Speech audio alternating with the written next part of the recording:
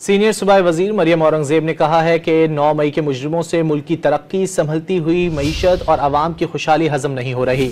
9 मई के मुजरिम मुल्क को लूटने और जलाने वाले बहरूपीय किसी रियायत के मुस्तहिक नहीं।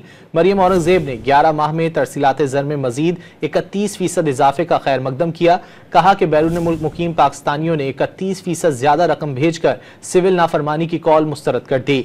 अब बैरून मुल्क मुकीम पाकिस्तानी झूठ, फरेब और फ्रॉडियों के झांसे में आने वाले नहीं।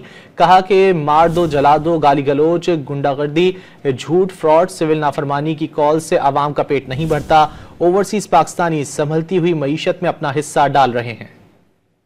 सीनियर सूबाई वजीर मरियम औरंगजेब ने कहा है कि 9 मई के मुजरिमों से मुल्क की तरक्की, संभलती हुई मईशत और आवाम की खुशहाली हजम नहीं हो रही। 9 मई के मुजरिम मुल्क को लूटने और जलाने वाले बहरूपीय किसी रियायत के मुस्तहिक नहीं। मरियम औरंगजेब ने 11 माह में तरसीलात ज़र में मजीद 31% इजाफे का खैर मकदम किया।